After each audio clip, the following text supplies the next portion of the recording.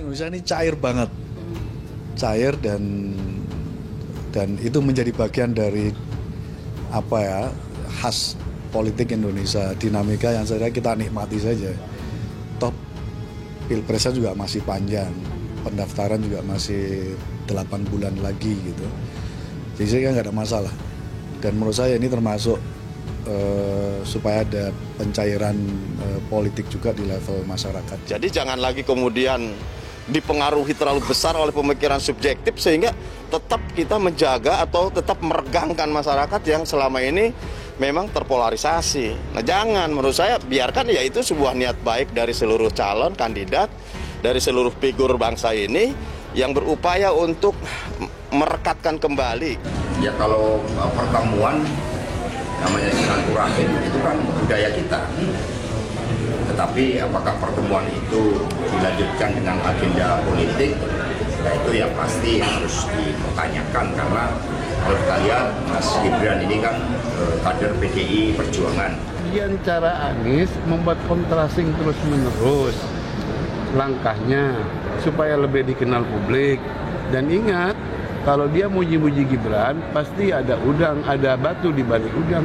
Ada udang di balik. Artinya memanfaatkan keberadaan Mas Gibran begitu. Iya dong, untuk kepentingan dirinya, tidak ada hubungannya dengan Gibran. Siap, oke. Itu hanya cari keuntungan politik aja. Anies relatif kuat di Jawa Barat, Banten, DKI dan Sumatera. Jadi kalau pengen menang mau tidak mau harus mengantongi kemenangan atau setidaknya jangan terlalu kalah di Jawa Tengah dan Jawa Timur. Nah pada titik itu kebutuhan elektoral Anies untuk datang ke Jawa Tengah khususnya Solo lebih besar ketimbang kebutuhan seorang Gibran untuk datang ke Jakarta. Oke. Anies Baswedan bertemu Gibran Rakabuming di Solo. PDIP ada udang di balik batu. Ketua DPP Partai Demokrasi Indonesia Perjuangan Said Abdullah menilai ada maksud tertentu dari Anies Baswedan kala menemui Wali Kota Solo Gibran Rakabuming Raka.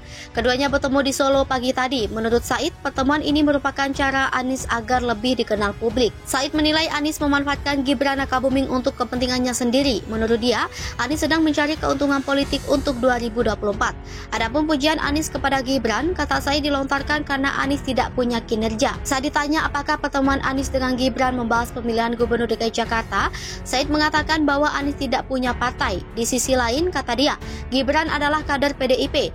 Oleh sebab itu, ia menampik jika Anies menjadi kingmaker di DKI dan menyebut pendekatan Anies ke Gibran merupakan trik memecah belah PDIP.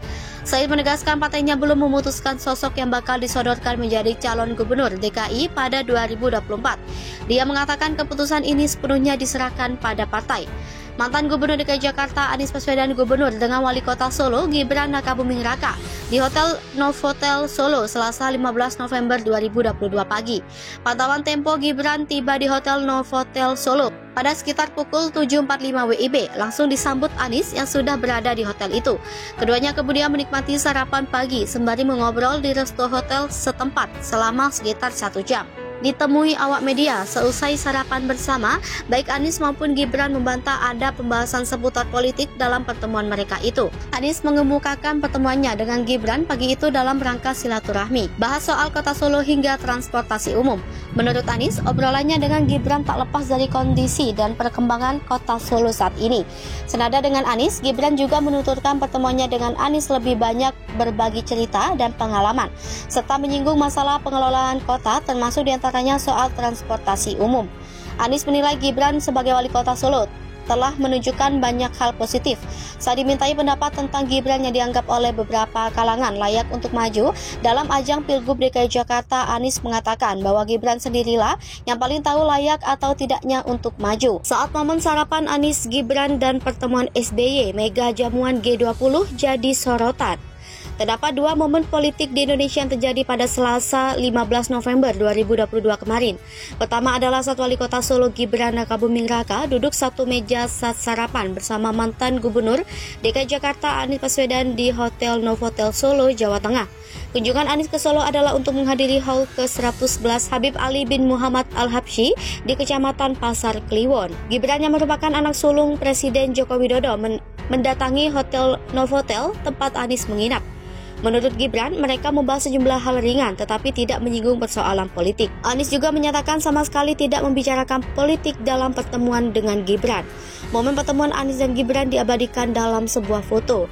Di dalam foto itu tampak Anies yang mengenakan kemeja putih dan celana panjang hitam serta sandal duduk berhadapan dengan Gibran. Tangan Anies terlihat memegang peralatan makanan, sedangkan Gibran terlihat mengenakan kemeja warna gelap dan celana panjang dipadu sepatu sneaker Nike dengan warna kombinasi hitam dan putih.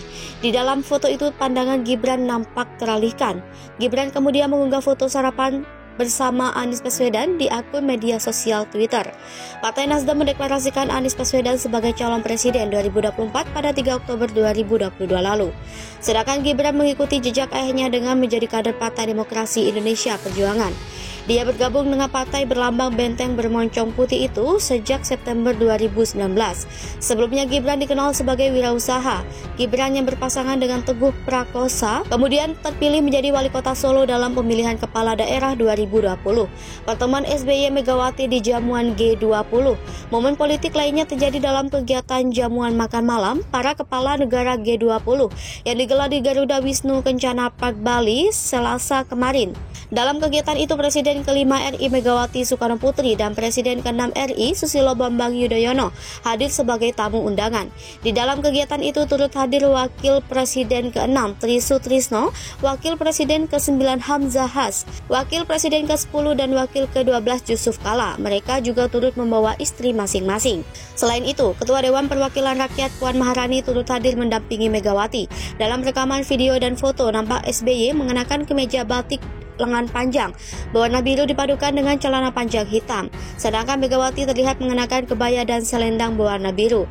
Dalam sebuah rekaman video memperlihatkan pertemuan para tokoh nasional. Istri Yusuf Kala, Mufidah, menyapa Megawati sambil berpelukan dan mencium pipi. Sedangkan SBY terlihat menunggu di belakang Mufidah. Saat itu masih bercengkrama dengan Mufidah.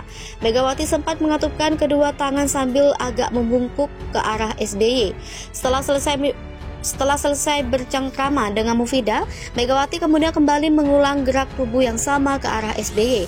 SBY kemudian terlihat turut mengatupkan kedua telapak tangan dan sedikit membungkuk ke arah Megawati.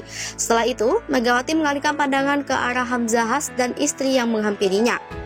Para tokoh nasional itu kemudian sempat duduk satu meja. Dari tim Wapres Yusuf Kala mengabadikan momen itu lewat foto dan video sebelum mereka berpindah ke lokasi utama jamuan makan malam. Gibran juga mengunggah foto SBY Megawati, Hamzah Has, Yusuf Kala, Tri Sutrisno, serta Puan Maharani yang duduk dalam satu meja ke media sosial Twitter. Di lokasi utama jamuan makan malam, Megawati nampak duduk bersebelahan dengan Puan Maharani, Menteri Pertahanan Prabowo Subianto, dan Menteri Keuangan Sri Mulyani Indrawati. Sedangkan SBY terlihat berbincang dengan Perdana Menteri Singapura Lee Hsien Loong. SBY saat ini menjabat sebagai Ketua Majelis Tinggi Partai Demokrat, sedangkan Megawati menjabat sebagai Ketua Umum Partai Demokrasi Indonesia Perjuangan.